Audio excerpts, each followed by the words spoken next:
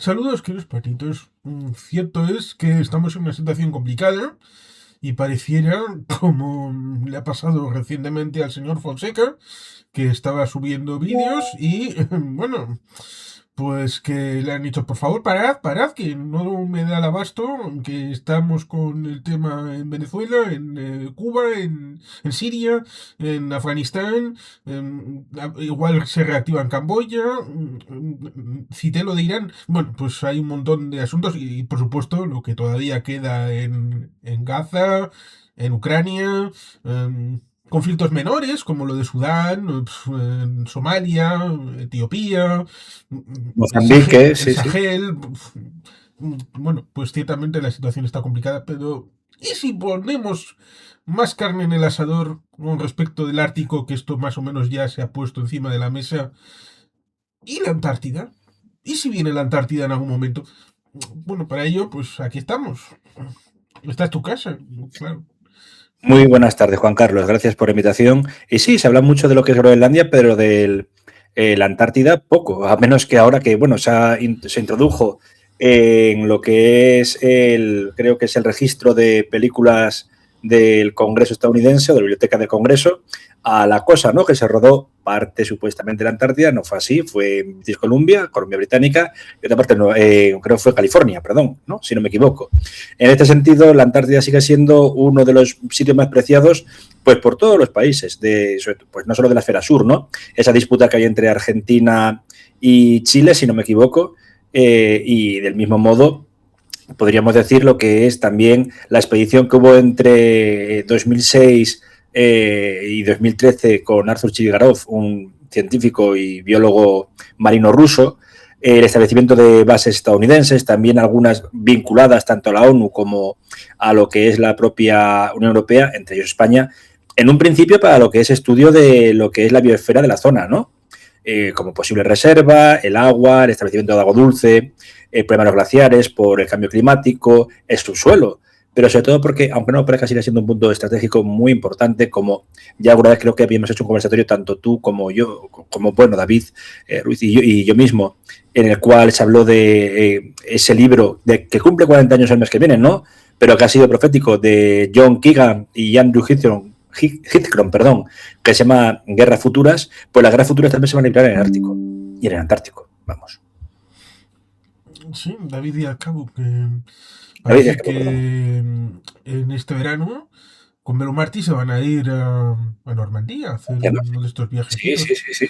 Algunos no tenemos fondos para eso, pero les deseamos lo mejor, que disfruten de vivir la historia en los escenarios de combate.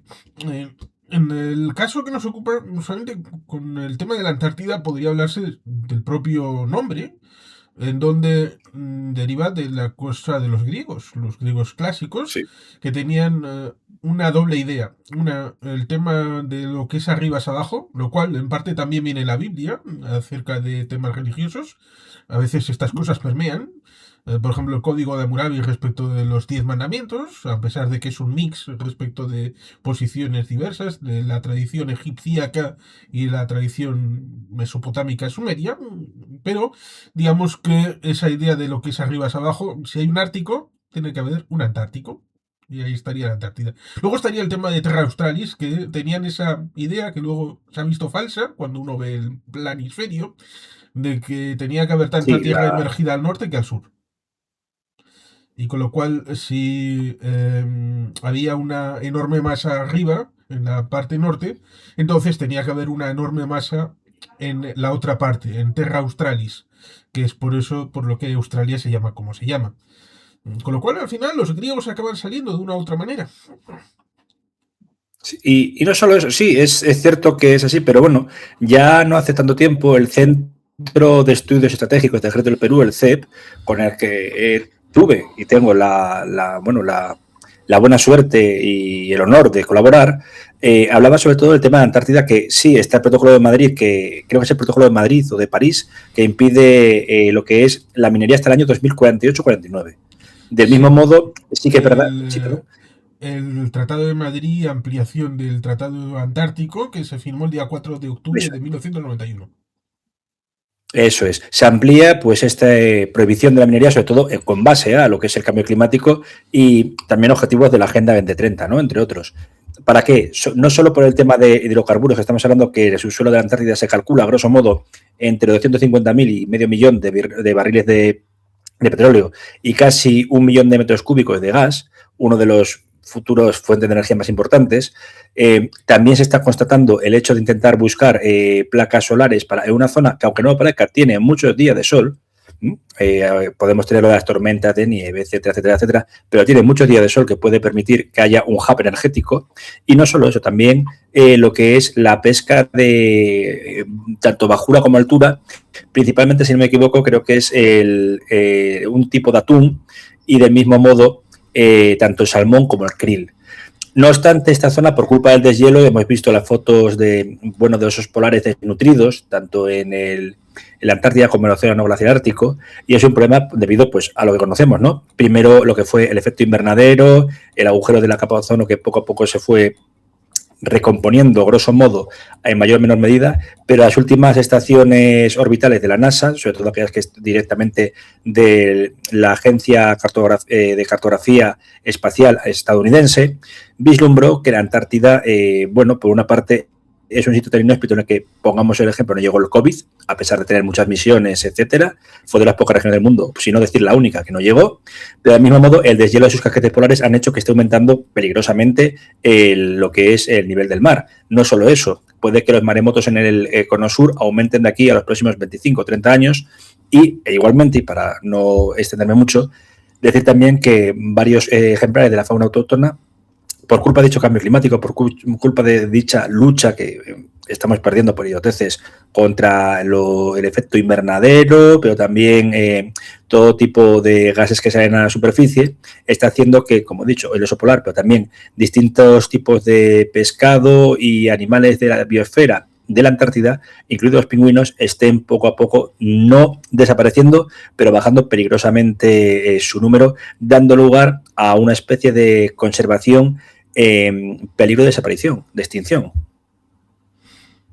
Bueno, tampoco tenemos por qué ponernos tan negativos, teniendo en cuenta de que hay una batalla incluso reconocida por Al Gore en su documental Una verdad incómoda, que habla de esos gases que fueron prohibidos a partir de los años 80 y que contribuyeron a cerrar el agujero de la capa de ozono que estaba sobre la Antártida, lo cual dice que la humanidad, cuando tiene objetivos comunes, también puede llegar a objetivos tangibles y victorias que pueden servir para el beneficio común de toda la humanidad. Pero ciertamente en toda la humanidad podríamos hablar de esa vertiente que seguramente en comentarios nos lo dirían. La Antártida fue descubierta por Gabriel de Castilla, un muchacho español del siglo XVI, creo, y el Tratado de Tordesillas incorporaría el hecho de que la Antártida sería mitad portuguesa, mitad española, a pesar de que creo que actualmente el Tratado de Tordesillas no está siendo referenciado por ninguna de las partes. Estaría más bien lo que sucedió después de la Segunda Guerra Mundial, donde hubo expediciones, creo que en el 38, una expedición alemana. Efectivamente. Que lanzaron limitantes para poder poner con esvásticas de esto es nuestro. Había, por supuesto, expediciones anteriores a la hora del descubrimiento. Bueno, dije Gabriel de Castilla, pero claro, es más bonito hablar de otros exploradores, Scott, Amundsen, a la hora de llegar al polo sur magnético, y luego todo lo que supuso esa situación hasta el momento en el que vinieron, y seguro que conoces, la operación HIMARS, 1947. Eso. Comienzo de los años 50, la operación Deep Freeze, antes de lo que supuso el primer tratado de la Antártida. Del 59. Que 59, establecía sí. Como indica la internacionalización del continente. Sí, como indicó la doctora de la Universidad del Congreso Argentino, Ana Luisa Morón, ¿no? Es decir, ese momento culmen del año 59 marcó un antes y un después y un hito, sobre todo en una zona que no se puede considerar como Estado-nación, propiamente dicho, ¿no? Que es lo que se establece en Europa y el mundo pues a partir de la Paz de Westfalia. En este caso, era lo que muchos llamaron terra incógnita, pero vieron el potencial muy a la par que de lo que las expediciones que dices, pero eran expediciones o bien hasta principios del siglo XX, casi la primera década del siglo XX, filantrópicas, y luego ya vinculadas en muchos casos, pues incluso a lo que fueron las expediciones exteriores de los nazis, desde la Antártida hasta, por ejemplo, Asia Central, ¿no? En búsqueda de esa especie de santo grialario para su excluyente mentalidad.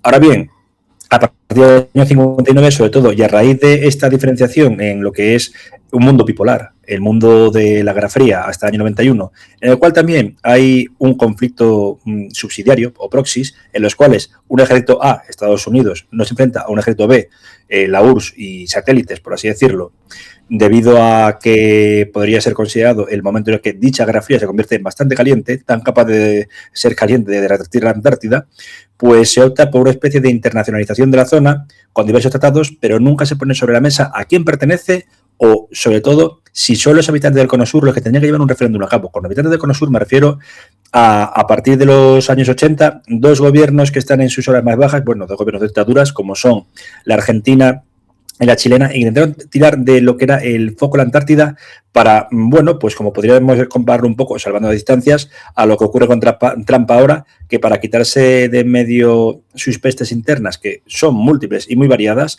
ha hecho del ataque a Irán, pues, por ejemplo, un intento de borrón y cuenta nueva para salvaguardar su imagen. Aquí, por ejemplo, pasó con Galtieri y con el propio Pinochet.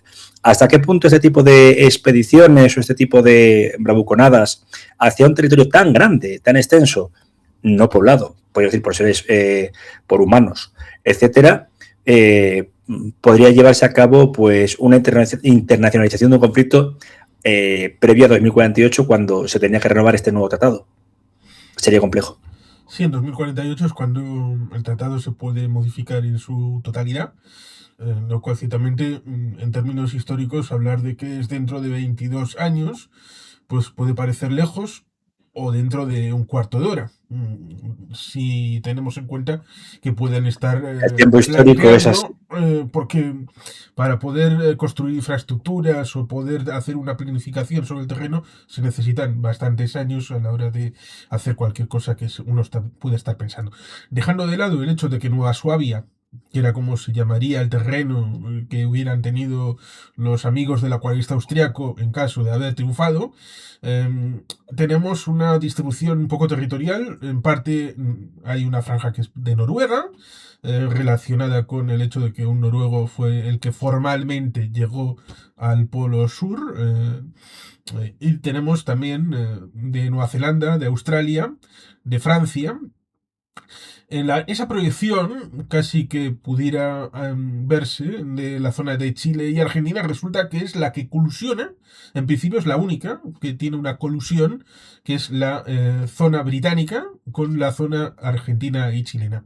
Y en principio, con el acuerdo del 59, se congelaban, ni se resolvían favorablemente ni desfavorablemente cualquier posible reivindicación que pudiera haber, dejando de lado el terreno de la reina Maud, que en principio estaría sin ningún tipo de reivindicación, lo cual resulta curioso y paradójico cuando uno ve ese mapa de las reivindicaciones territoriales.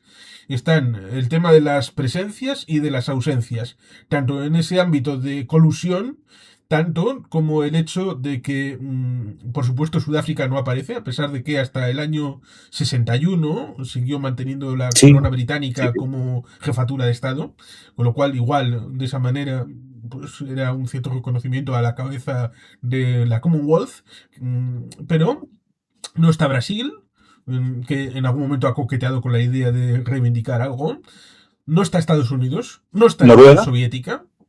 Noruega sí está. No está Noruega, creo que era Noruega, Australia Noruega y sí Nueva está. Zelanda, Noruega el sí está. ANZAC, sí, Tiene sí. una franja Sí. reivindicada. Está Australia, está Nueva Zelanda, está Francia, pero no está la Unión Soviética, no está Estados Unidos. Y Solo la parte más creo que es noroccidental, es la parte que está libre de reclamos, ¿no? La parte más, digamos, la tierra inhóspita. de la reina Maud. Y obviamente no está China. Cosa que seguramente Sí, si se reabrieran las posibilidades, pues estaría hoy en la pomada, probablemente. o cambiará. Si quizá antes de 2048 se pueda, hay una enmienda por así decirlo, una prerrogativa que permite, siempre que no sean industrias extractivas, la negociación de establecimiento de bases, etcétera. Es decir, no deja de ser un territorio que, vamos a hablar de una especie de oxímoron, pero que ni es soberano ni deja de serlo. Es decir, estamos con un vacío legal muy potente que las Naciones Unidas, desde su creación, intentaron dirimir, por lo que has comentado especialmente. No me acordaba que efectivamente que es la zona norte la que es el reclamo de Noruega, sobre todo por el tema vinculado a la pesca, uno de sus principales activos económicos, y también, sobre todo, aunque no lo parezca, la Antártida sigue siendo un puesto importante, no es el outpost 31 de la cosa, pero sí es muy importante, sobre todo para todo tipo de expediciones y funciones de estudios de microbiología, etcétera, e incluso durante la época de la gran, vamos a llamarlo, marcha hacia las estrellas, de la Voyager 1 y 2, que murió allí, el microbiólogo Wolf Vladimir Vishniak, intentó establecer una especie de caracterización entre lo que era la Antártida y los polos no congelados al 100%, pero sí con presencia de hielo del hemisferio norte y sur de Marte.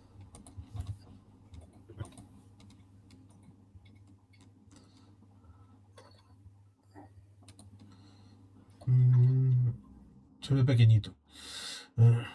Vaya. Sí, es que últimamente no sé qué pasa, quizás sea por derecho de autor, pero muchas imágenes son complejas de poder verlas en tamaño.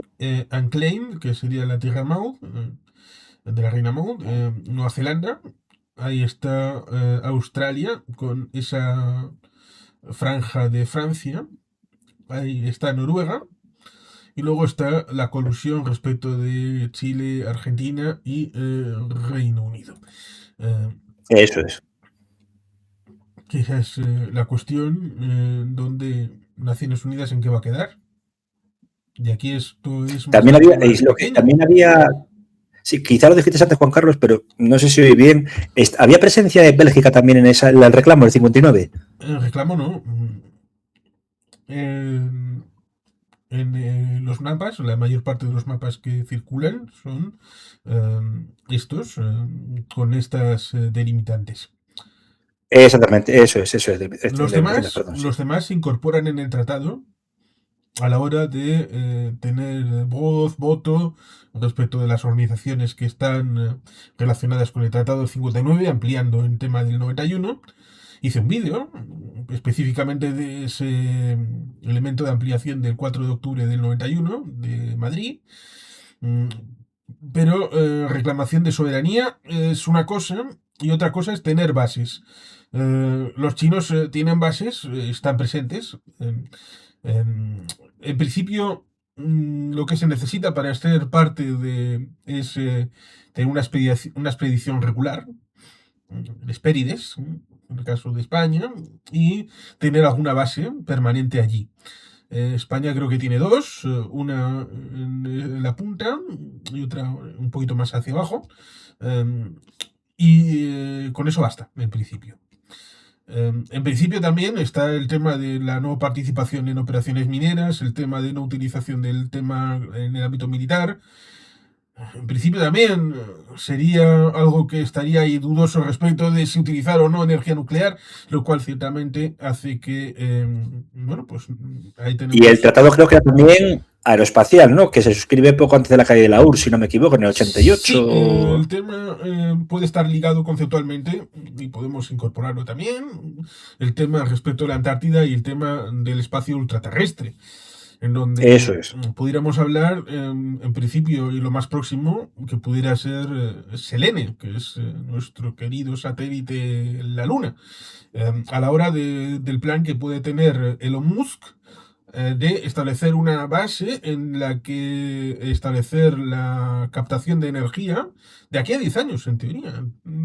Supuestamente sí, para 2036, efectivamente. Para establecer el punto en el que se carguen el tema respecto de la inteligencia artificial, que tendría su captación de energía para la IA en la Luna, en Selene, y a partir de ahí sería transmitido a través de Starlink a la Tierra. Es que, bueno, a mí me parece que más una vez no solo aplica principios, sí, de la física que pueden cumplirse una vez se desarrollen todos los preceptos que has comentado, Juan Carlos, pero ha hecho un poco de plagio de, bueno, de la tetralogía de respecto de 2001, la novela más desconocida, y que tenía mejor ámbito científico como es 2061, Odisea 3, ¿no?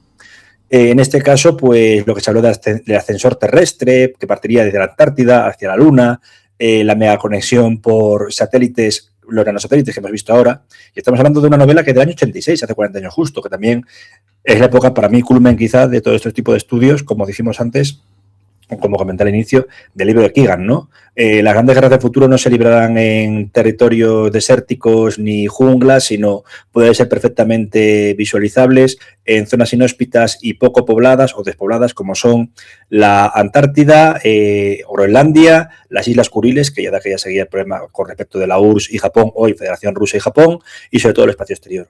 ¿Hasta qué punto también se planteó el tema, como he dicho,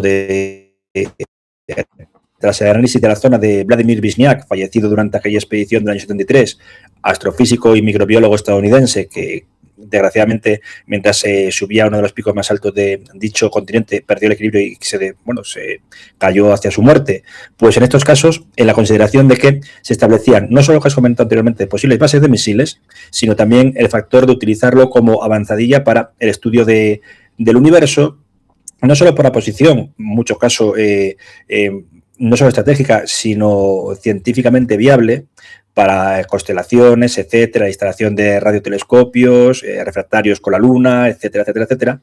Y no solo eso, sino para evitar los posibles problemas de despegue, instalar ahí bases de misiles, no misiles entendiéndose como tal intervalísticos, etcétera, sino misiles de transporte de astronautas y también de posibles colonos hacia la Luna, cuando se hablaba ya del sistema de intentar terraformar la Luna.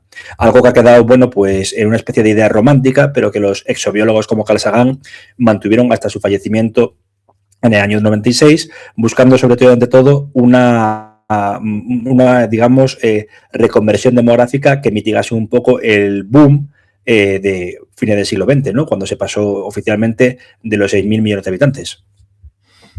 Ahí hay varias cosas interesantes. Una es que Carl Sagan se murió justo cuando se estaba para estrenar Contact. La Eso es, un año antes, o sea, escasamente meses antes, sí. Y en 2003, creo que fue, se hizo encargo de una película de la máquina del tiempo, en la que aparece la base lunar Lance Armstrong. No, Lance es el del doping, ahí, no, el otro, el Armstrong que llegó a la luna. Pues Neil Armstrong tenía una ciudad en la luna. Y la luna cae. Eso es, efectivamente. La luna cae para que tiene que ver mucho convertir la Tierra en el caldo de cultivo que llevará a los Morlocks y los Eloi. En teoría, tenía todo el marchamo de ser algo que pudiera ser interesante porque era un familiar de H.G. Wells el que dirigiría el entuerto, pero la cosa no salió del todo bien. Respecto de lo que dijiste del ascensor, en parte, pudiéramos citar otra película como es El inicio de Ad Astra, la película esta con Brad Pitt, en donde se ve que evidentemente no llega a Selene, y además no tiene ningún sentido, porque digamos que la propia rotación de la Tierra y de Selene, yo creo que sería imposible, incompatible a la hora de trazar un lazo que pudiera ir desde la Tierra a Selene, pero sí hacer la vía de escape de la propia Tierra hasta órbita, y que ahí pudiera haber el enlace de naves que vayan y vinieran de Selene a esa terminal, lo cual resolvería... A un hub de conexión. Sí, resolvería el problema, que es el más gravoso, es el de salir de la gravedad terrestre afuera. Eso es lo más complicado. Un poco copiado también en una película de ciencia ficción, que creo que has hecho un conversatorio sobre ella, como, no sé si acompañado o individual, discúlpame si me equivoco, como es Elysium, la cual se narraba, yo creo que lo hiciste, ¿no? Me parece, o me he confundido. No, pero creo que sabes de qué filme hablo, de la idea que nunca ha sido descabellada, aquella especie de megaciudad girando alrededor de la Tierra, copia, que no plagio, a la par de 2001, pero sobre todo de lo que eran sistemas de evacuación médica, partiendo en muchos casos de bases por todo el mundo, pero principalmente de lo que era la Antártida. Sí, yo creo que esa idea queda mejor reflejada en Interestelar, que es una hija más directa, también. Más directa de 2001. Sí, y no solo eso, estamos hablando de zonas que se hablaba siempre, pues que en el ámbito ultraterrestre cobraba especial importancia, pues lógicamente para las comunicaciones que convergen entre Asia, Europa y Occidente, también con los océanos, ¿no? Pero sobre todo, ¿a quién interesa más? Pues según el argumento de un investigador chileno, de Sepúlveda Cox, se pueden encontrar otras aristas. A pesar de que el Tratado Antártico prohibía toda actividad militar, en caso de que se suscitase una situación bélica, y leo literalmente, porque la tengo aquí delante, la región podría direccionar ataques aéreos, controlar e interrumpir las comunicaciones y convertirse en una base de operaciones estratégicas para las aeronaves de combate. Ahora surge una pregunta, ¿de quién? Pues entiendo que principalmente para Estados Unidos, Rusia o China, las, digamos, 3 megapotencias de los últimos 25 o 30 años. Sí, porque no estarán pensando en el final de Watchmen, por ejemplo, No que tuvo exactamente. reflejo en cierta medida en Ronald Reagan, que en el año 85 en Reykjavik dijo que si nos atacaban los extraterrestres, entonces la Unión Soviética y Estados Unidos se Se unirían uniría. contra el enemigo común, que es un poco el Cosa final que de luego Watchmen, recoge Independence Day. que es el final de Watchmen. Sí, y también lo recoge dentro de cabe Independence Day, por ejemplo, esa unidad de soldados iraquíes que se unen a israelíes con su fuerza aérea, etcétera, ¿no? No es una idea descabellada. A ver, como decían también justamente una película que citaste antes, como es Contact, una vez que dejamos este mundo, si no hay nada al otro lado, ¿cuánto espacio desaprovechado, no? Pues también hay espacio desaprovechado de la propia Antártida, porque estamos hablando de un mega continente. Ahora bien, población mínima, interés estratégico, geopolítico y también por recursos naturales e incluso algo tan básico como la pesca, absolutamente total.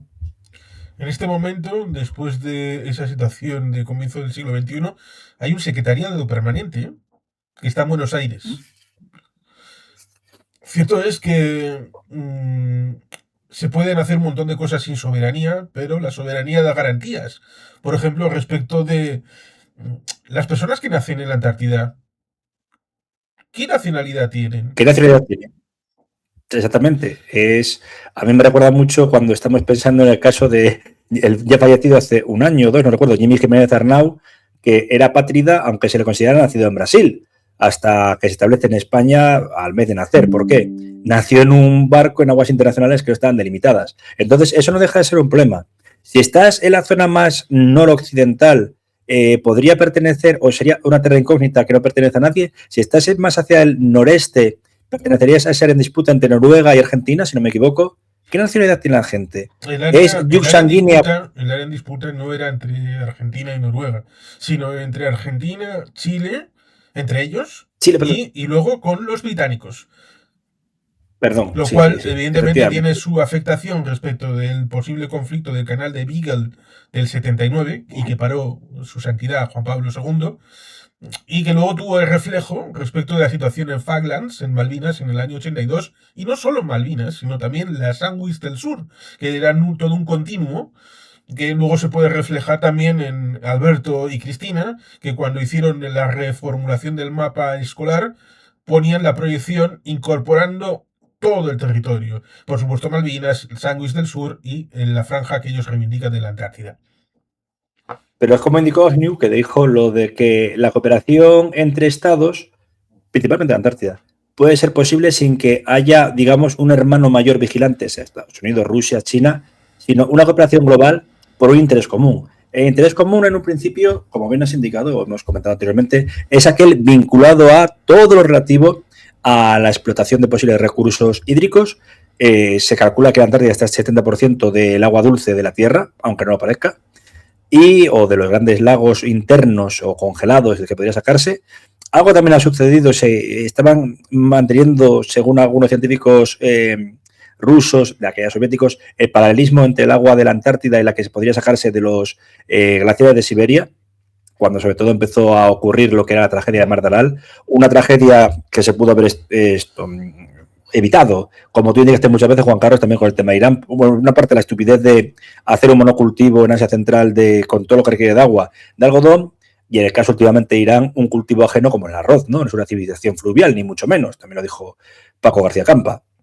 En el caso de la Antártida, se buscaba esa reserva de agua dulce en caso de una hecatombe, digamos, climatológica, que podría darse.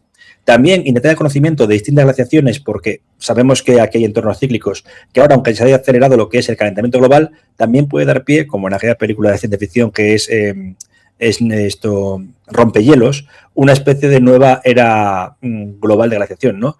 Y todas estas películas de ciencia ficción, al final, por mucho que se diga, tienen un pozo de verdad. Estamos hablando de sitio donde ha cambiado el esquema climatológico. No quiero decir que vaya a pasar como en el día de mañana, que de repente el sur global se elija como un refugio climatológico frente a una congelación del norte, ¿no? Pero estamos hablando de que los últimos 25 o 30 años, que yo llevo en parte a la firma del Protocolo de París, o Tratado de París, el deshielo de los polos, que se veía en el principio de Waterworld, en un largo etcétera de filmes de ciencia ficción, muchos de ellos auténticos fracasos en taquilla, pero que luego con el tiempo han ganado estatus de culto, no por tanto lo que significó la película, sino ¿podría pasar esto? Y sobre todo, en el caso de la Antártida, a mí lo que me aterra, y no voy a negarlo, es el posible uso de su militarización. De estas películas de ciencia ficción, ahí estaría, más allá del Waterworld, estaría las teorías de Charles Hapgood, esas de que la corteza sería como una parte externa de la naranja y que pudiera moverse en horas, lo cual evidentemente choca con lo que luego posteriormente fue la teoría de la deriva continental de Wegener, que es posterior a estas especulaciones de Charles Hapgood y todo aquello. Es interesante el tema del cambio climático porque, como se le achacaba a Al Gore, he citado a Al Gore, acerca de que hablaba siempre de cambio climático, no, hablaba de calentamiento global. Y el calentamiento global sería como una parte del cambio climático.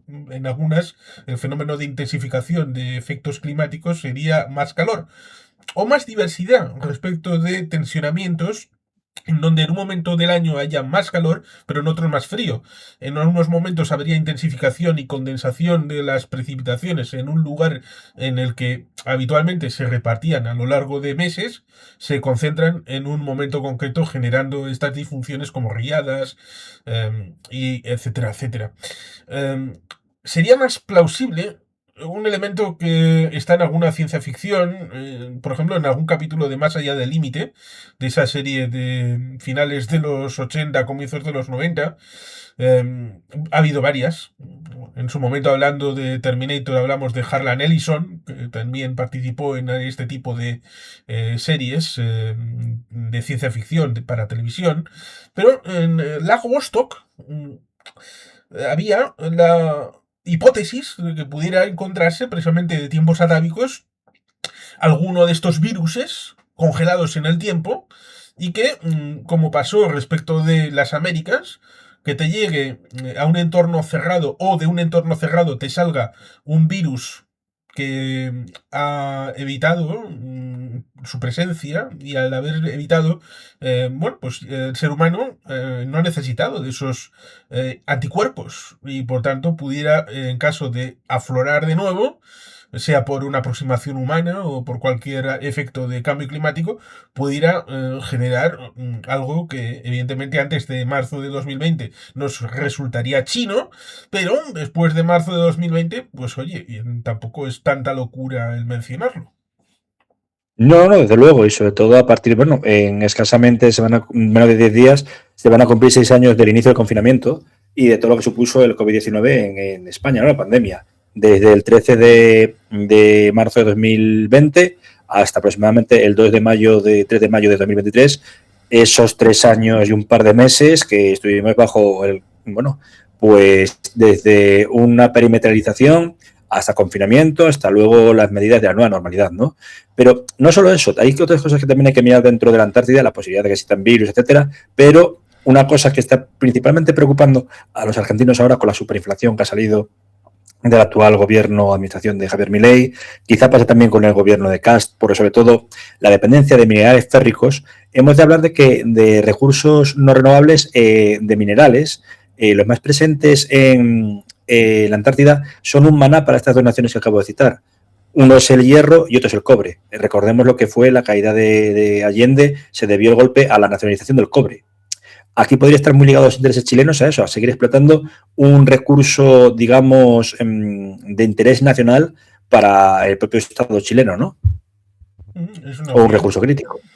Es una opción, porque de momento se puede solamente especular qué es lo que hay allí. Porque certezas es algo que en principio algunos tratan de confundir, que es explorar y explotar. Y el rico castellano hace que si son dos verbos distintos, no son la misma acción.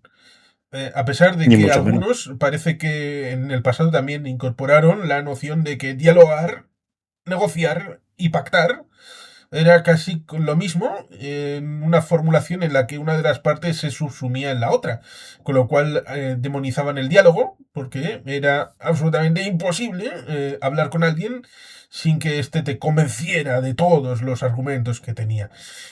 Esto parecido. Para saber si conviene o no, es bueno explorar y saber lo que hay de abajo.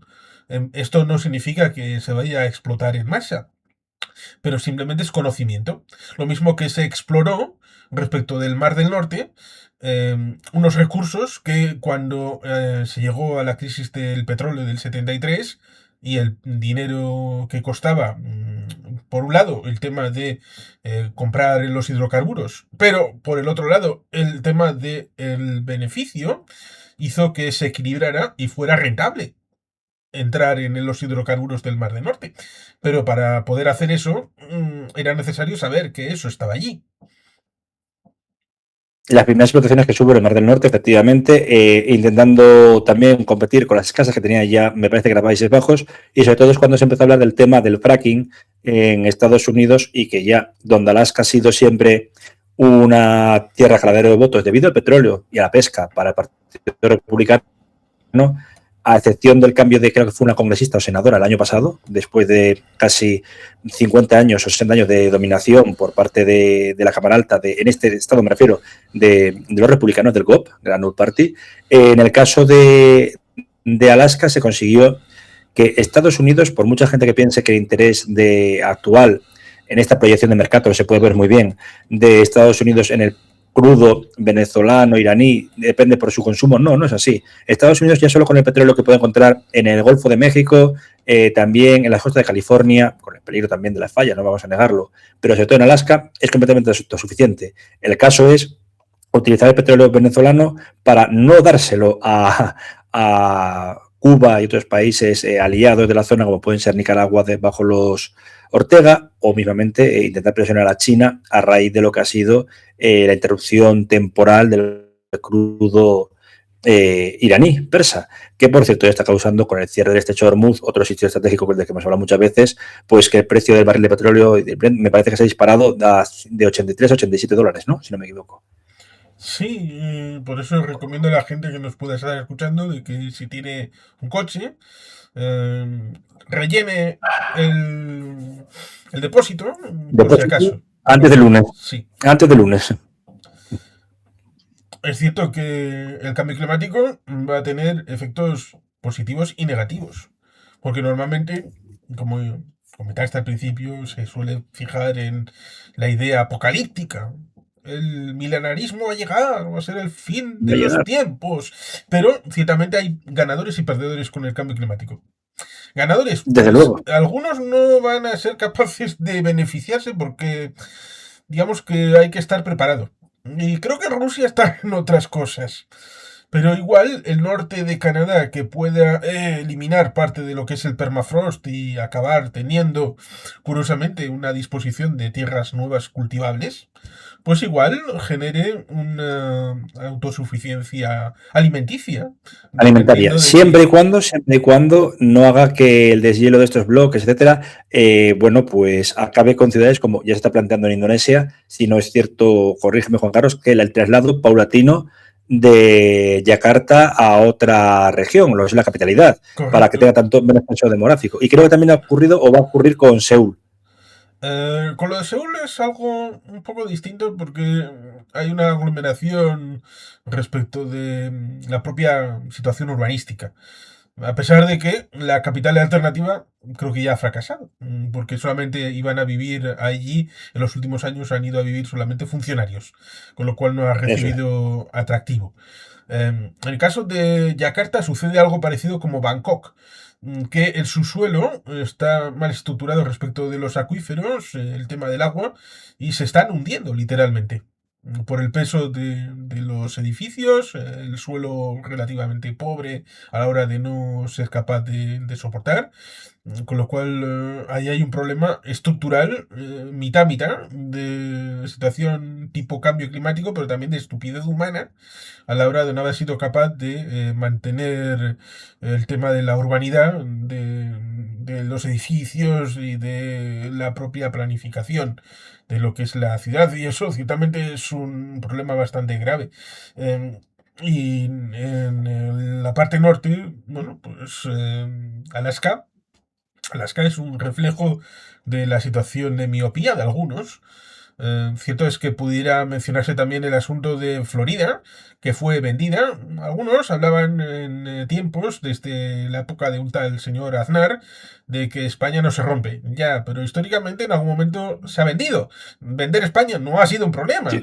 No hacía ningún problema el venderla a través de los pactos con Alemania después del Tratado de París, lo que quedaba toda de la zona de la Melanesia, pues se vende a los alemanes y se liquida el imperio. Se vende, claro, luego el tema de Florida es el siglo XVIII, pero claro, se pensaba, estas zonas pantanosas, ¿quién las quiere? Es horrible vivir allí.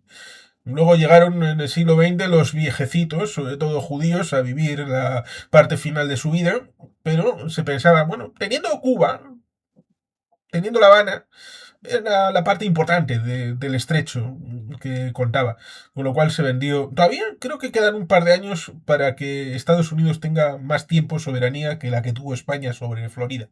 Y en el caso de Alaska, Totalmente. pues tenemos algo parecido. En un momento dado, los príncipes y aristócratas de Rusia, pues tenían un problema económico. Creo que estaba sucediéndose la guerra de Crimea, con lo cual los dineros iban a otras cosas más importantes, y dijeron, a ver qué hay en Alaska. En Alaska, que Y la liberación de Bulgaria, sí. está separado por el tema del estrecho de Bering, y casi como si fuera la época de Jeremiah Johnston, pero con más frío. Hay tramperos, el tema de las nutrias y todo esto, pues eso no da dinero. Bueno, igual a los de la zona sí. Así que dijeron, pues vamos a venderlo. Antes, antes de que vengan los británicos, que habían establecido la Mancomunidad de Canadá en el año 1857, y nos lo cojan gratis. Así que mejor venderlo primero Efectivamente. a que lo cojan los británicos gratis. Totalmente. Y no solo eso, hubo una parte, recordemos, si no corrígeme si me equivoco, de Alaska que también estuvo en el punto de mira o interesado por españoles. Bueno, es que los españoles en el siglo XVIII llegaron allá arriba. Llegaron hasta allí, claro, para eso me refiero. No fue una expedición muy, muy grande, o sea, no. En los libros de historia ha pasado un poco desapercibido, pero. Hubo instalaciones, hubo pequeñas estancias. Cierto es que la zona más hacia el sur, que sería Nootka, el tema de las expediciones de Cuadra Vancouver. Bueno, Cuadra Vancouver sería el acuerdo respecto de la delimitación entre España y el Reino Unido. Cuadra sería la parte española. Y en teoría la isla de Vancouver, se llama Cuadra Vancouver, realmente, pero Es verdad. al final acabaron quitándole la parte española, lo cual ciertamente pues, es parte de la historia. Sin duda, sin duda. Y con respecto a ello, bueno, pues toda esta zona ya se ha visto, estamos marcando A quien lo fue que se. ofrecida, resulta curioso, antes de ser vendida a Estados Unidos, es a Liechtenstein. Totalmente, sí, supongo que es esa que aparece. Sí, aparece, creo, si no me equivoco, aparecía en un libro de distopía como es Sindicato de Policía Yiddish, creo que era el título.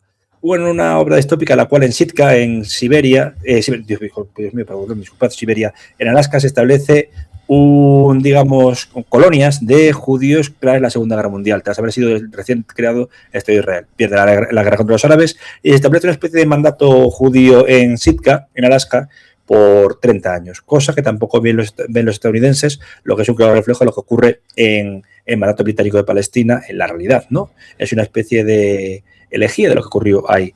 Ahora bien, tenemos obviamente en esta proyección de Mercator lo que es el techo de Bering, tenemos también todos los problemas derivados de Groenlandia, pero hemos olvidado una parte que he comentado anteriormente, como es de interés estratégico también en lo que es las zonas frías que definió Keegan o Michael Sher, que era, digamos, el conflicto por las Kuriles y las islas de Sajalín. Estamos hablando de... Sí, creía que ibas a ir por Groenlandia, pero Groenlandia podemos ir luego.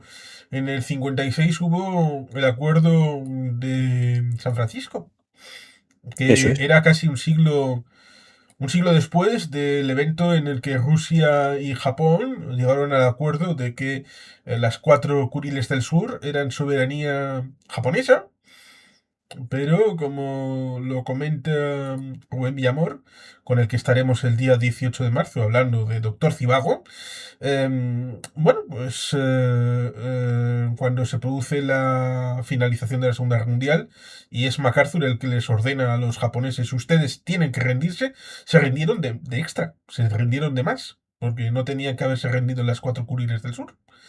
Pero lo hicieron, con lo cual la ocuparon los rusos soviéticos.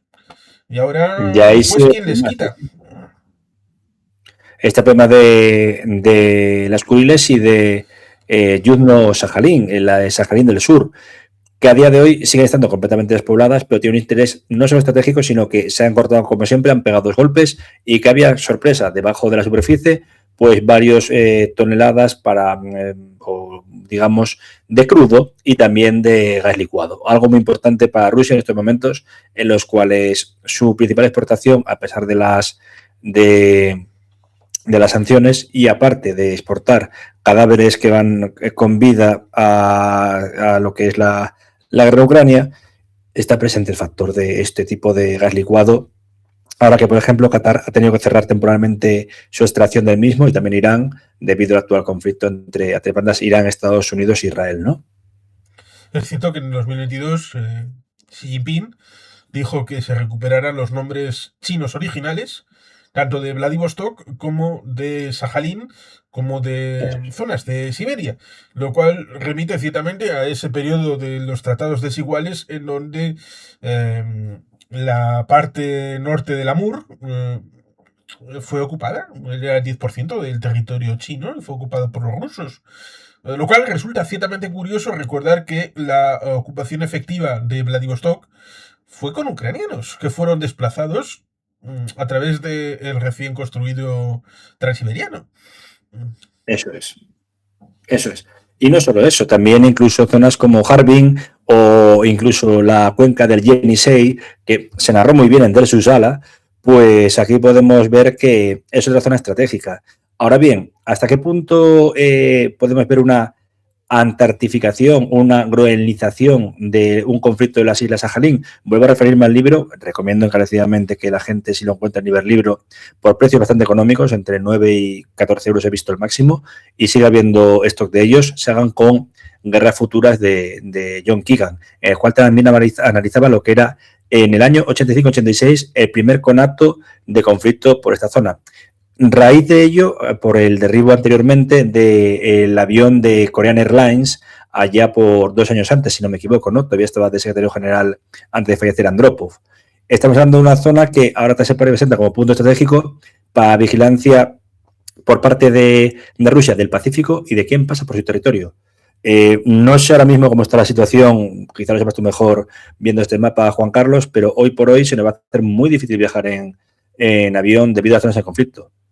Y solo nos faltaba una militarización de las Kuriles y también de la zona de la Antártida. Hubo unos diálogos que implicaban a un ex primer ministro japonés, pero hubo 2 eventos que cambiaron todo. Uno es la iniciación de la guerra contra Ucrania en el día 24 de febrero de 2022 y otro el asesinato de esta persona. Era Shinzo Abe. Shinzo Abe, era el que llevaba las negociaciones para tratar de llegar a un acuerdo con respecto de las Kuriles, cosa que hace que si una estación se pierde, pues ya sea muy difícil volver a tenerla encima. Y solamente una socialización del conflicto, como es el tema de Taiwán, respecto a la implicación que ahora con la nueva primera ministra puede tener respecto de la geopolítica de la zona, pues va a ser o un debilitamiento extremo de Rusia, combinado con la intervención de China, que pueda hacer que, por ejemplo, toda esa parte de Siberia o se convierta en protectorados o se independice, debido a que ya a día de hoy tenemos zonas que están cedidas, compradas, alquiladas, pero bajo soberanía rusa, a chinos que están haciendo sus Recordando. elementos económicos. Cierto es que hay alguien que me ha dicho alguna vez, pero qué tonto eres, Juan Carlos, cuando China tiene problemas demográficos y va a caer a la mitad de la población de aquí a final de siglo. Con lo cual, si no tiene para sus propias ciudades, ¿cómo va a conquistar Siberia? Vale, en este momento, Bangladesh tiene más población que Rusia. Bangladesh, que está donde está y 230 millones, tiene ¿no? el territorio que tiene. Y Bangladesh son 230 millones frente a 100. A ver, este año iba a haber oficialmente un nuevo censo ruso. Se ha postergado hasta 2029-2030 por razones que me parecen obvias. Si la gente no saca conclusiones, se lo digo yo, debido a la guerra en Ucrania y el número de bajas, que no es la ciencia cierta, pero supuestamente superan ya el millón de efectivos muertos en combate directo. Ya no Porque cuento si los no son suicidios. capaces, si no son capaces de decir cuánta gente murió por la pandemia, pues cómo van a confesar los que han muerto por la guerra. Efectivamente, disculpad. Y unido a todo ello, pues sí, zonas autónomas en Siberia, como es Chitá, como es, por ejemplo, la propia patria del antiguo ministro de Defensa, hoy secretario general del Consejo de Seguridad ruso, Sergei Shoigu, que es Tuva. Todas esas zonas ahora están bajo una área de influencia no política, pero sí económica de China. Y está habiendo un repoblamiento por parte de chinos y coreanos del sur, aunque no parezca. En este instante, ¿hasta qué punto lo que comentaba algún excombatiente checheno, como pudo ser el propio Semil Basayev, ya asesinado, pues dijo una cosa que tenemos que tener bastante en cuenta.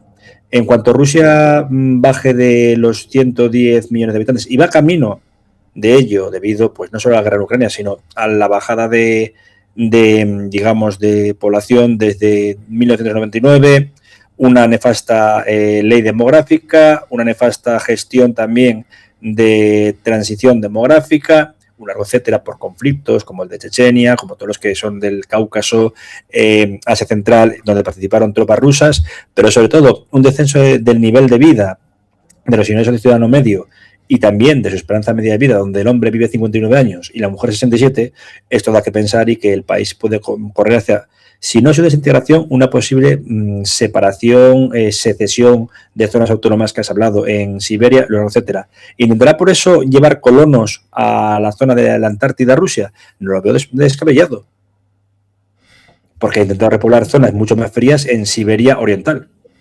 Si un cálculo más racional habría podido llevar a desempleados. Cierto es que en el ámbito demográfico, la parte central y oriental de Europa está en un declive demográfico, desde Tallinn eh, hasta lo que es Bulgaria. Desde Y Estonia vas a pasando por... Ucrania, toda esta zona tiene problemas demográficos. Sí, Pero sí, sí. haber llegado a un acuerdo para que desempleados de la Europa occidental llegaran a la zona de Siberia con un contrato para repoblar toda esta zona con un uso mixto, debido a que ya tenían los rusos acuerdos económicos importantes, porque todo el elemento de hidrocarburos que están pasando los chinos es una pálida mínima parte de la que tenían de comercio con los de Europa occidental. Totalmente. Pero una visión racional parece que no se ha impuesto en el Kremlin y no No, empieza a ha adoptar sido bien soluciones. una visceral y muy, permitidme la expresión, quizá me confundo, cortoplacista. Sí, O porque de un estatismo si cortoplacista. uno piensa en el cambio climático, con esa situación precisamente de vamos a volver a mirarlo desde arriba del todo, una proyección azimutal equidistante,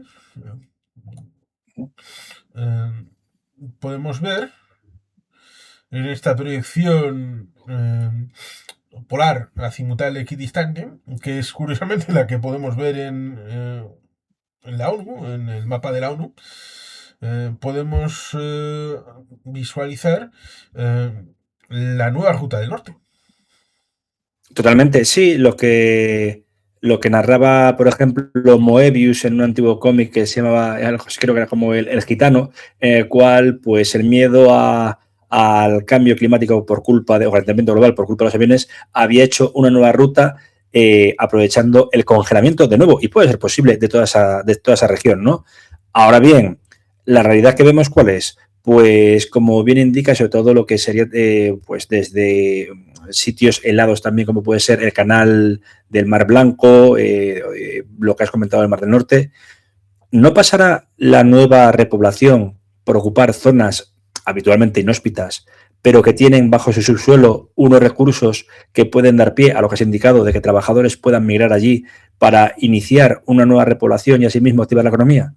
Hablo desde una perspectiva de un no economista, pero que durante su trayectoria como estudiante, posteriormente investigador de la historia y sobre todo en rasgos económicos y geopolíticos, ha visto que estos cambios que al principio se consideraban como una barbaridad se han dado por hechos. Que es por eso por lo que yo, cuando se habla del pacto de Alaska entre Vladimir y Donaldo, yo creo que de pacto no hubo nada, pero sí hubo un espejo. ¿No? Hubo un Y una espejo en cesión. el que se miraron el uno al otro y, claro, en esa hipótesis de ruta hay tres posibles rutas.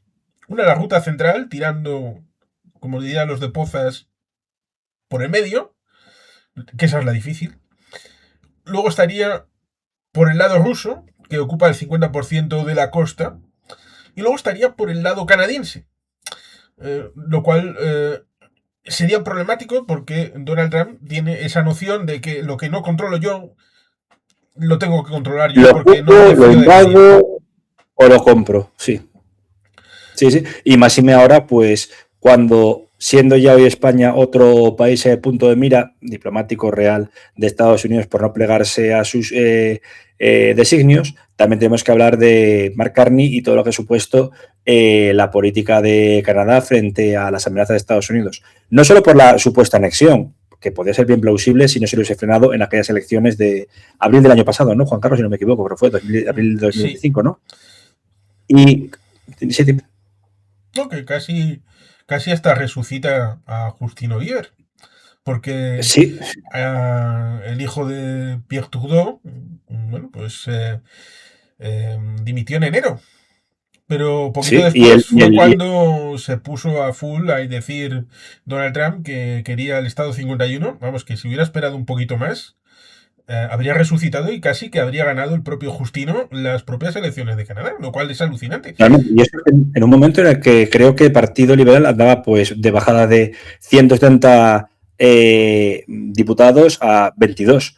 Una debacle como la que ocurrió en aquella larga travesía por el desierto de 2011-2015 con el, digamos, candidato interino que era un buen autor, mal político, Michael Ignatieff, ¿no? En estos casos, pues la amenaza lo que dio pie fue a una victoria, vamos a decir, pragmática, la cual es incluso votantes de partidos minoritarios como el New Democratic Party, Partido Verde, optaron por votar a la solución pragmática que era Carney, un nuevo discurso nacional, que no nacionalista, aunque puede ser también nacionalista, vamos, pero nacional, en el cual reclamaba la soberanía total de Canadá de sus tierras y sobre todo ninguna amenaza más allá de lo que eran sus fronteras, principalmente por el caso groenlandés. Que eso tiene su arreglo respecto de la situación en Alberta, que también hay juego geopolítico por ahí, y la situación de Quebec, en donde el bloc quebecois va a ganar las elecciones y va a volver a gobernar, lo cual ciertamente abre la posibilidad para un nuevo tercer referéndum, a pesar de que a mí... Después del 95, sí, sí. A mí lo que más Aunque me motiva, lo que más me motivaría sería una integración del propio Canadá en su conjunto, con una en la Unión disposición... Europea. Sí, en la Unión Europea. No poco lo han hablado. Nuestro conocido amigo en común, Miguel Gutiérrez Garitano, ya el año pasado, durante las primeras ataques por parte de Trump y su agenda, sobre todo Pete Hegseth y bueno, los más, no neocons, sino digamos América para los americanos, pero también su patio trasero, la respuesta de Miguel y su gran intelectualidad fue la unidad hace la fuerza, tipo lo que pasaba en V de Vendetta, pero en este caso en un buen sentido, que sería que países como Canadá, según lo que fue el plan Calergi, acaben integrándose a la Unión Europea. No de Estado miembro de derecho, que también puede ser, pero sí una unión transoceánica que pueda frenar un poco las ansias expansionistas y también militaristas, no vamos a negarlo, de Donald Trump sobre Canadá, porque nadie habla de que al final se frenó por estas elecciones. En Groenlandia no. Y en Groenlandia también hay un parlamento formado. Ahora mismo la gente sigue pensando que es parte de Dinamarca, lo es, pero ahora la consideración del país es Reino de Dinamarca y territorios de Groenlandia, en un territorio casi semisoberano, salvo en temas de defensa, asuntos exteriores y moneda. En cualquier caso, perdón, lo que hemos de decir es que la victoria en Canadá frenó un poco los intereses de Trump hacia Groenlandia. Perdón, hacia Groenlandia. Sí, la victoria, perdón, de Canadá, un poco hacia Canadá y hacia Groenlandia, vamos, pero que se han reactivado a partir de 2026, a partir de ese documento, bueno, renqueante que se llama Estrategia de Seguridad Nacional 2526, un poco copiada de la doctrina Kilpatrick, ¿no? Apoyando dictadores por un lado y en otro, pues haciéndose con los, digamos, bienes naturales de otras regiones, como pasó, por ejemplo, en el caso de la invasión de Granada, por aparte por su posición estratégica.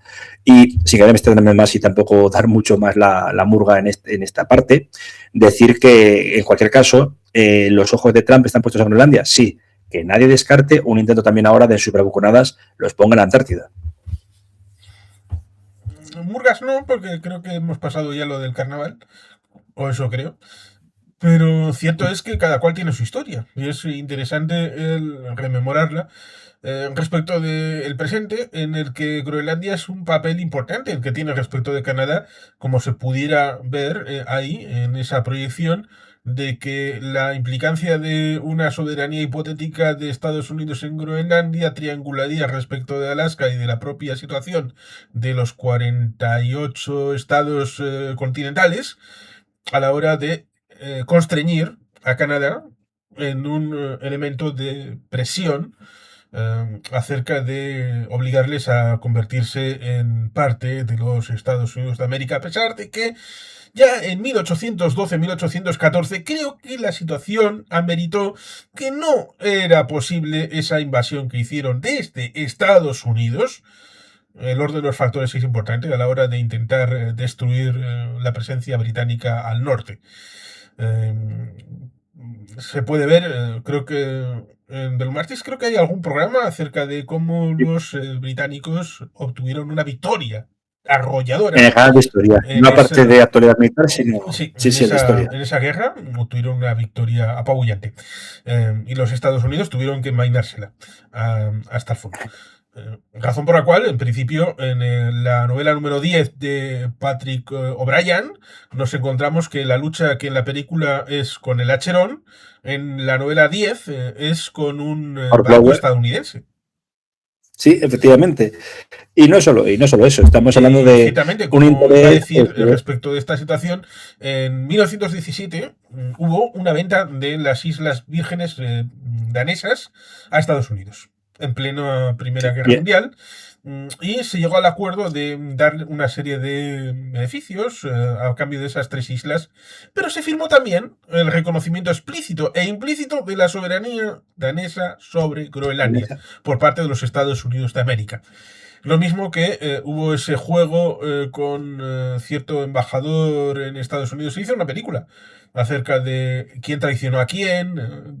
Dinamarca duró 6 horas, solo de 6 horas antes de rendirse en 1940. Y la situación diferencial de Islandia, que hasta ese año 43 era parte de Dinamarca, y se le forzó a hacer una independencia, y la retrocesión de Groenlandia, a pesar de los acuerdos con la base Thule y todo esto, en donde, a diferencia, por ejemplo, de Chipre, porque alguno lo puso como ejemplo, en Chipre, en 1960, era británica. Y las bases de Akrotiri y cerca de Famagusta son bases que son resto de la soberanía anterior que en teoría, como sucede con Chagos y Mauricio respecto de Diego García, estarían sujetos a proceso de descolonización presente o futuro. No es lo mismo respecto de la graciosa concesión de soberanía limitada respecto de una no presencia previa de Estados Unidos en Groenlandia. Es una situación que era evidentemente imperialismo yanqui con un amigo y aliado como es Dinamarca respecto de la OTAN, lo cual ciertamente hace Totalmente. que Sí, sí. Estados Unidos, que tiene esa idea, vale, está en la parte norte, en Alaska, Canadá y la zona de Groenlandia barra Dinamarca. Controlan solamente Alaska respecto de Sí. esa idea. Si no eres capaz de tener una amistad con Dinamarca y con Canadá, entonces la cosa ciertamente está muy mal para ti.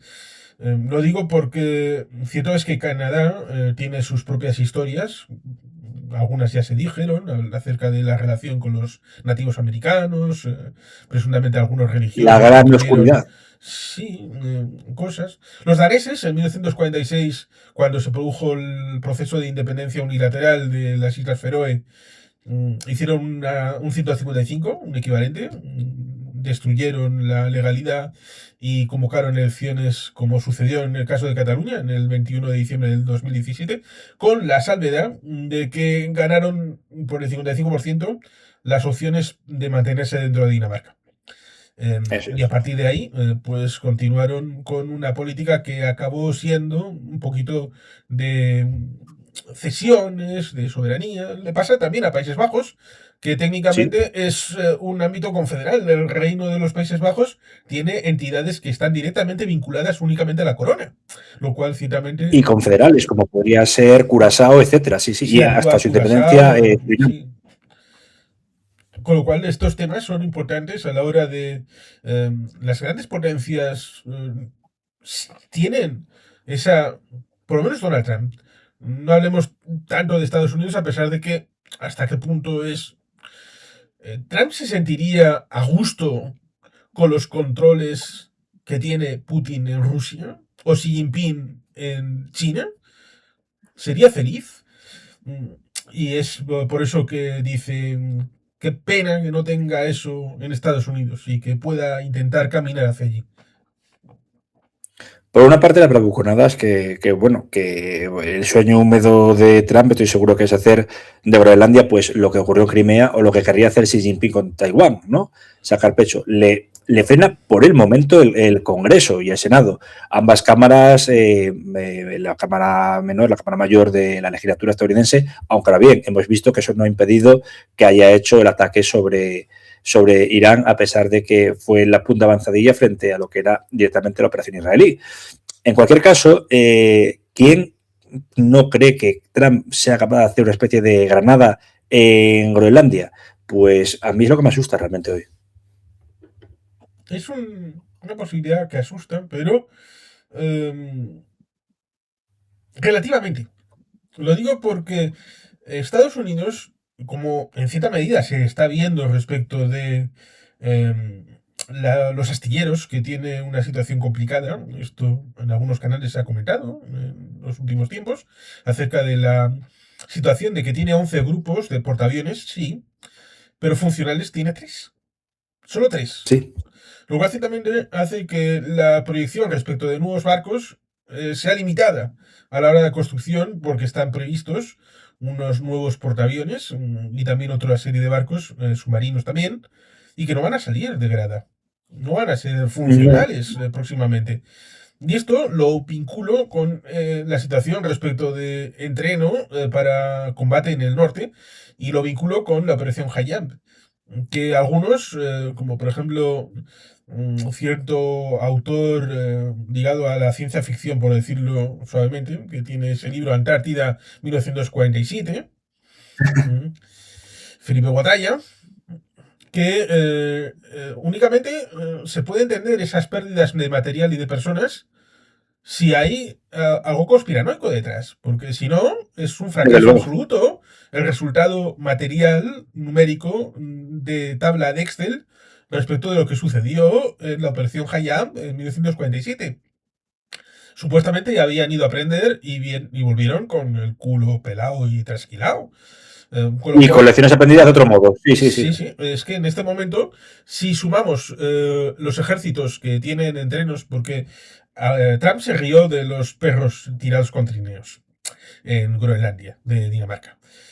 Esto es tan sencillo como decir que las máquinas, evidentemente, pueden no detectar en radares las grietas que pueda haber. Y una máquina puede caerse por ellas y perecer toda la tripulación. Pero los perros Totalmente. sí lo huelen y saben dónde están esas Y grietas. detectan por sus principios, sí, Con el lo miedo, perdón, cual, el peligro. ojo, cuidado, igual la mayor aproximación y apego al terreno es lo más básico, pero utilizando la tecnología de otra manera. Los Y los finlandeses, recursos de los supervivencia. noruegos, los suecos, los daneses, incluyo a esto a Canadá, tienen mejores dotes para combate nórdico y en zona de hielo que Estados Unidos. ¿Hasta qué punto se puede pensar y volver a cometer el mismo error que algunos cometimos con el asunto en Ucrania, en el que pensábamos, pobre Ucrania, en 3 días va a terminar? ¿Y si un combate de todos estos países que he dicho, en el que intente Estados Unidos una cabeza de playa en Groenlandia, se atasca y acaba teniendo que volver a Estados Unidos con el rabo entre las piernas porque Y como Noruega, porque un Finlandia, cuello de Suecia, botella. Dinamarca y Canadá le dan sopas con onda? Y que nadie está pensando en que el gran aliado, que también lo fue para Rusia durante las invasiones napoleónicas y la Operación Barbarroja el año 41, es no más allá que la climatología y el invierno. Para ellos no es adverso. Recordemos que sí, que por ejemplo estuvo a punto de caer Leningrado en su sitio de 500 y pico días, también Moscú, pero recordemos una cosa, ¿de dónde procedían las principales tropas? Siberia. Nativos siberianos, entrenados para en las peores temperaturas y muy duros de contener. Entre ellos, no tanto Siberia, pero sí los Urales como Novosibirsk y Saizev, en Stalingrado. Es decir, estamos hablando de una zona que sí, es absolutamente inhóspita, pero las zonas incluso urbanizadas, no creo que Estados Unidos quiera una guerra urbana en territorio helado como podría pasar en una región donde, por cierto, tenemos tipo las noches blancas, en los cuales durante el mes de agosto se alcanza lo que son 24 horas de sol completo y durante el invierno la oscuridad más absoluta. Sí, porque estaríamos hablando de la situación de, a mí me gusta decir Spitsbergen, porque cierto es que todavía sigue siendo el nombre de una de las islas, pero remitiría a la situación de la Segunda Guerra Mundial. Son las islas Svalbard, en donde en una de ellas tiene derecho comercial preferente Rusia, pero no soberanía, lo cual es un elemento Eso, ¿eh? interesante. Y hay una Y serie un noruega que se llama Occupied, que Occupy, tiene su exactamente, con interés. Rusia. Sí, señor, la Viena. Sí, sí, muy interesante y bastante buena. Y muy realista. Lo que pasa es que ahora ha cambiado lo que es el país ocupado, que en este caso era Noruega, hacia Dinamarca. Dinamarca creo que durante el mandato de Mette Frederiksen podía ser, ¿es la actual primera ministra o fue la que solo estuvo en mandato del 2011 a 2015? No recuerdo bien. Ahora mismo no. Para los Bueno, nombres soy pongamos bastante una malo. primera ministra anterior durante todavía las postrimerías de la administración Obama, ya estaba hablando con Obama que temía una administración republicana beligerante, no estaban pensando todavía en Trump, pero sí que es verdad que muchos neocon que incluso se presentaron o presentaron su precandidatura para la nominación republicana, como es John Bolton, hablaban de, bueno, de no en este caso la ocupación, que es la fase brutal que quiere llevar a cabo y anexión por parte de Trump, sino de nuevo negociar una venta. Algo que, por ejemplo, no podía pillarnos muy de modo desaprensivo, porque recordemos que España, una de las cosas con las que le debió costar la vida al general Juan Primi Prats fue el planteamiento de 3 escenarios para Cuba. O bien darle una autonomía tras el grito de Yara, o bien darle la plena independencia, o bien venderlo a Estados Unidos. Y en la calle del Turco le dieron matarile a él. Exactamente. Que nunca se demostró quién fue, siempre se habla, o de un tiempo a esta parte, de posibles comerciantes cubanos muy, digamos, empadronados, encabronados por el tema de la abolición de la esclavitud, que hay otra cosa que decir, que es que España llega muy tarde a la esclavitud como tal, pero también la abandonó muy tarde. Sí, que es algo que normalmente no se suele mencionar respecto de que los anexionistas a Estados Unidos estaban ligados a esos acuerdos que podemos mencionar respecto de el acuerdo de la línea Mason-Dixon, o el acuerdo de Missouri de 1850. Esto Emilio Alanedo lo sabe bastante bien. A la hora de que, por Sí, ejemplo, respecto de sí, sí. 1836-39, la independencia de Texas, lo era en buena medida por la idea que tenían los secesionistas de instaurar la esclavitud en la naciente república e incorporarse posteriormente al viejo sur con esa conceptualización que necesitaban cada vez más territorios a la hora de mantener vivo el sistema esclavista del viejo sur. Y económico de agrario del sur, sobre todo de plantaciones de Lo cual tabaco y algodón, ciertamente es efectivamente. tremendo. Lo mismo Es que, una aberración, desde luego, sí, sí, sí, ineficaz económicamente. Eh, totalmente. lo cual es cierto que en eso de comprar-vender, el mayor problema respecto de comprar o vender Groenlandia, a pesar de que son ciudadanos, tienen derechos, no se puede comprar y vender y mercadear con ciudadanos, lo cual ciertamente es algo que tendría que estar encima de la mesa, pero podría darles $1 millón por el voto favorable en un referéndum hipotético, porque son 50.000. Es como si Marruecos quisiera comprar Estepona, pero luego el mantenimiento de todos los años, porque es un puesto deficitario. Dinamarca tiene que meter dinero todos los años para que esto siga Y teniendo muchas pie de inversiones cabeza. para evitar, bueno, es mimar a lo que es no voy a decir Judía de la Corona, pero es un territorio integral de la región, bueno, del país, a pesar de su autonomía. Unido a todo ello, tenemos que hablar del factor de que sería una invasión a su soberanía. Y hay ese mimo para, bueno, evitar un conflicto, una escalada de un conflicto político a uno más civil, no digo guerra civil, pero como pudo pasar, salvando a distancias con Cataluña, e intentar hacer que la población poco a poco, si bien pueden seguir teniendo prebendas una vez que se establezca un referéndum de hacerse, este triunfe en la permanencia en lo que es la corona danesa a cambio de importantes prebendas, como he dicho, que pueden ir desde manejar su diplomacia hasta establecimiento de una moneda propia y una bidualidad monetaria que se ha planteado alguna vez por parte de politólogos, o bien incluso pues una especie de régimen confederal, ¿no? Algo que no puede pillarnos muy de lejos porque fue lo que se intentó plantear para Escocia. Eso lo veo complicado toda vez que en la última vez que hubo una presencia en rueda de prensa en el primer ministro de Groenlandia con la primera ministra de Dinamarca, al primer ministro de Groenlandia le achucharon y acabó diciendo, si me dan a elegir entre Estados Unidos y lo que es la OTAN, Dinamarca y la Unión Europea, elijo a la Unión Europea y a Dinamarca, cosa que ellos salieron de la Unión Europea en 1985 voluntariamente.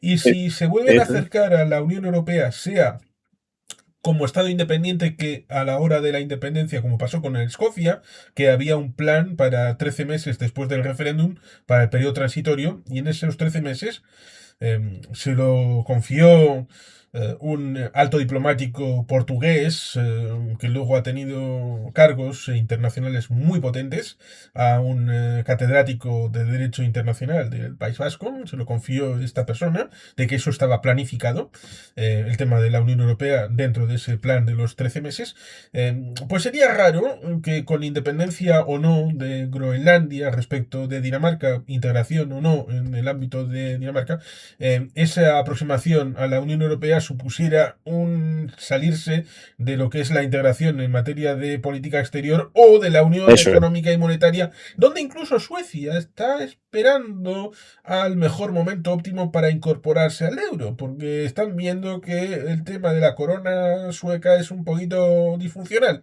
Y lo mismo Y de que, una dependencia muy grande de su Banco Central, sí, lo efectivamente. mismo que también pasa con Islandia. Islandia Totalmente, sí, sí.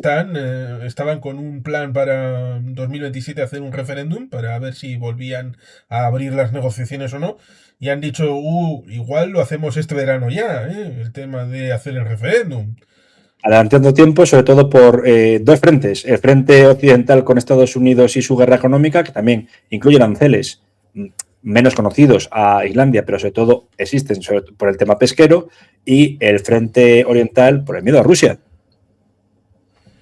Sí, porque ahí está cerquita, la península de Kola, Murmansk, Arcángel, que también tiene su aquel, también por el paso del nuevo noroeste, Nueva Zembla. Arcángel, sí.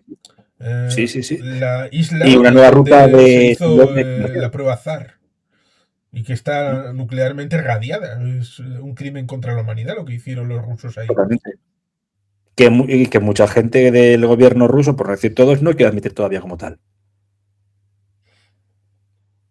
De aquellos de los soviéticos. Pero estamos ante una situación en la cual países pequeños están cobrando, o incluso zonas autónomas, vamos a decir pequeñas en población, no pequeñas en extensión como Groenlandia, están cobrando un interés político total, pues por las idas y venidas del señor que desgobierna y fagocita a la sociedad norteamericana.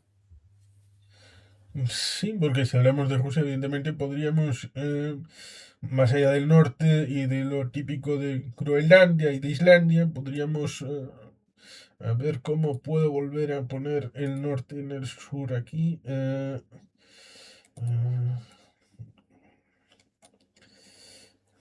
Bueno, creo que está así. Restablecer el norte. Vale, pues lo volvemos a girar. Ahí Ahora, está. Este mar, que algunos conocen como el Báltico, pero algunos podrían llamar el lago de la OTAN, con la incorporación de Finlandia y de Suecia, justo. y la salida desde Kronstadt respecto de los hipotéticos derechos que pudiera tener Rusia o lo que se habló en algún momento en la isla de Gotland, esta que está ahí en medio, a la hora de su militarización o no, y de servir de paso respecto de este otro territorio que está aquí, que es Kaliningrado. Yo Antigua Königsberg. prefiero llamarlo Königsberg porque ni siquiera en el Tratado 2+4 del 1990, cierto es que hay una renuncia, dicen, de Alemania a la hora de decir que ya no quieren ese territorio nunca más, pero no hay ningún tratado, ningún elemento firmado por nadie que reconozca la soberanía de Rusia sobre ese territorio. Efectivamente, es un vacío legal, pero está presente, como has indicado, Juan Carlos, sí, señor. El único que existe es el único que garantiza que no entre la OTAN en dirección a Moscú, como lo dijo cierto militar. Las armas nucleares de Rusia. Y también el plan Baker con Severnache, que no llegó, fue de palabra, pero al final es lo que marca, no más allá de Berlín, no en un sentido literal, pero siempre que no afectase a la seguridad nacional rusa, cuando ha sido contrario, ha sido el Consejo de Seguridad Nacional ruso el que ha amenazado a Europa, Bueno, a la estabilidad europea. habría que decir un A pesar de los errores que pudo haber por medio. A pesar de que es algo relacionado con el tema de Ucrania, habría que decir un par de cosas. Primero, cuando se habla bilateralmente, el responsable de hablar con quien habla es el señor Baker con el señor Severnache. Lo digo porque también podríamos decir, el señor Baker como cabeza del Comité Olímpico Internacional como país más importante, ¿estaba implicando también al Comité Olímpico Internacional? No, ¿verdad? Y tampoco a la FIFA. Con lo cual hay que delimitarlo. Porque la gente piensa que cuando el señor Baker pueda hablar alguna cosa con el señor Severnache está implicando a la OTAN y no a todas las organizaciones de las que pueda hacer parte Estados Unidos de América. Cierto es que esos diálogos respecto de no va a haber presencia de la OTAN en la zona, eso se cumplió hasta la situación en Ucrania. No hubo presencia permanente en esos países.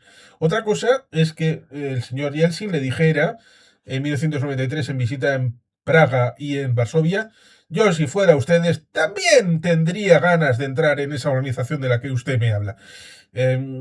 Y también un pequeño detalle. Una cosa es una conversación en 1989, después de la caída del muro, en ese periodo de 1990, que se produce la reintegración de la RDA, la RFA y todo eso, y luego ver que el mundo se puede ir al carajo con la desmembración de la propia Unión Soviética y acabar en el día 26 de diciembre del 1991, en el que lo único que le preocupaba últimamente era a Gorbachev quién va a controlar las armas nucleares, porque a ver Nucleares si y el esto va a nuclear. implosionar y aquí todo el mundo se va a llevar su trocito de arma nuclear y aquí vamos a tener el apocalipsis y el mundo se va a ir al carajo.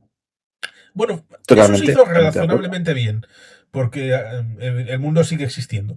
Pero El cuando... miedo real era eso. Y recién salidos encima, año 91, no lo olvidemos, de un conflicto del Golfo Pérsico que disparó el nivel del crudo a niveles que estamos viendo actualmente también con el conflicto en Irán. Sí, en su libro sobre Ucrania, su historia alternativa, Neil Ferguson hace una posibilidad respecto de que si hubiera esperado un poquito más para la Glasnost y la perestroika o hubiera hecho un jibiri así curiosón, igual la Unión Soviética no hubiera caído precisamente por ese precio del crudo que se había disparado. Bueno, cosas del muchacho este británico, el Neil Ferguson. El libro lo tengo ahí. Un día estos, claro, tengo la idea de releerlo, pero como tengo otras lecturas, pues siempre se va quedando un poquito para atrás. Eh, Mucho más perentorias. Sí, pero iba a decir eso, de que cuando haces un diagnóstico en 1989-90 y el diagnóstico se te va por el ducto, pues igual el diálogo, por mucha promesa que digas, que hayas podido hacer, oye, el vacío se rellena con cualquier cosa. Y si Rusia es incapaz de hacer proyección de poder más allá de Belarus, pues oye, igual esa promesa supuesta de, oye, eso no, tranquilo, no vamos a estar ahí. Oye, pues igual hay que ir a toda prisa a rellenar el hueco y darles seguridad jurídica a todos esos países que recién se estaban independizando. Por pura lógica, a fin de cuentas, el presidente de la Comisión Europea del momento lo tuvo bastante claro. Le habían dicho hasta ese momento, o integración o ampliación. Pues ¿sabes qué? Vamos a hacer las dos cosas. Vamos a integrar y llegamos a Maastricht y vamos a hacer integración y vamos a incorporar a todos estos países porque si no, va a ser como cierta película que en esos años pronosticaban que a final de la década en la frontera con Rusia volvería a estar en el Oder. Si no hubiéramos Era Jacques integrado... Delors, ¿no? El ¿eh? presidente. Era la comisión Delors, ¿no? De Sí, aquella, Delors. si no me Sí, equivoco. Jacques Delors. Jacques Delors. Jacques Delors. Vale, vale. Si no Sí, integras a Polonia, entonces luego, como ha intentado Rusia con Ucrania y con Belarus, habría vuelto a intentar recuperarlos. totalmente. Una invasión como la invasión silenciosa que narra Víctor Suvorov, primero la alemana, muy clarividente, muy clara, en el 1 de septiembre de 39, y luego entre el 15 al 17 de septiembre la invasión soviética. Sí Cosa que podría repetirse ahora mismo. sí, que como dice Rubén Villamor, hasta el día 16 de septiembre de 1939 tenían la que tenían montada respecto de la guerra del Hunting Goal, y solamente es cuando llegan a ese acuerdo allí, en el este, es cuando la Unión Soviética invade Polonia por el Polonia. otro lado. Sí, sí, sí. Lo cual en parte Y tiene cierta lógica porque de esa manera eh, hacen que para la desviar. historia el único y exclusivo agresor iniciador de la guerra mundial sea la costa austríaco. El Exactamente, totalmente, si camarada es así. ladrón de bancos aparece como El Salvador y simpático Que tipo. Salvador tampoco se habla nada de la guerra de invierno del 39, que comentamos alguna vez tú y yo, con Finlandia, y un largo etcétera. Y lamentablemente tengo que ir saliendo ya, pero Sí, si quieres comenta. hacer algún tipo de reencuadre Consideración respecto global de... Sí, en principio hemos hablado del tema del Ártico y de la de la Antártida, Antártida. de estos conflictos que, bueno, en algún momento pueden... Son conflictos proxy. Hoy se lo decía a mis alumnos en clase. Son conflictos proxy porque hace 50, 60 años sí eran guerras subsidiarias de dos meganaciones o superpotencias que no querían que pasase de guerra fría a guerra muy caliente. Ahora la guerra caliente, curiosamente, es en el Ártico y en el Antártico. Por hidrocarburos, por llamémosle X. Pero también todas esas guerras pequeñas, por así decirlo, o conflictos, todavía no hemos llegado a guerras, afortunadamente, conflictos diplomáticos, escaladas, cruce de palabras, en cualquier momento, como han pasado ahora en Irán, puede dar pie a un conflicto global. Y son guerras regionales o posibles guerras regionales que tienen una redundancia planetaria. Sobre todo a mí me da miedo la posible militarización, no solo de Groenlandia si hay una anexión, que esperemos que no sea así, sino también, y bueno, y obviamente el miedo hacia este señor al otro lado del Atlántico y su forma de actuar. También del camarada en el Kremlin, ¿no? Y de otra persona más en su torno de oro en Pekín o Beijing, como la gente lo quiera considerar ahora. Estamos hablando de que la búsqueda de tierras extrañas, lo que has comentado de cambio climático, muy interesante, por cierto, Juan Carlos, que suscribo. El factor primigenio es la búsqueda de tierras extrañas si el cambio climático permite la exploración de zonas como en deshielo, como van desde Murmansk, hasta Archangelsk, que sigue siendo un puerto cálido, aunque no parezca, muy difícilmente navegable, pero también, como hemos dicho, Antártida, que va desde, como dijo John Keegan, desde la exploración microbiológica, llevada a cabo por Wolf Vladimir Wisniak y su fallecido en tristes circunstancias, como también el establecimiento de áreas de influencia y, por último, el control aeroespacial. Entonces, ante eso, tenemos que tener muy claro que zonas que nos pueden parecer muy lejanas, al final hacen que los conflictos sean cada vez más cercanos. Y en un mundo tan globalizado como este, debemos tenerlo como primera punta de lanza. Sí, cierto es que los conflictos hay que tratar de resolverlos pieza a pieza, sobre todo porque se corre el riesgo de que puedan unirse piezas que pueden ser dispersas o diversas respecto de, por ejemplo, la situación en Irán, pues está la pieza iraní, pero luego está la pieza entre los pakistaníes y los afganos, está la situación entre Armenia y Azerbaiyán, está la situación en Siria y están luego las situaciones en el Golfo que luego pueden merger en una guerra regional, lo cual ciertamente es algo más preocupante que las unidades dispersas entre sí. Con lo cual, cada conflicto tiene ese potencial de, acumulándose las diversas piezas, convertirse en algo todavía peor.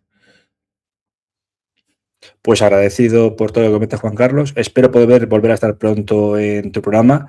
Muy interesante, por favor, que la gente lo vea, lo comparta, difunda, porque como vuelvo a repetir, y perdón si parezco pesado, posibles, futuribles, plausibles conflictos muy lejanos para nosotros pueden hacer que la situación global, en un mundo cada vez más voluble y con un hervidero de conflictos, aumenten.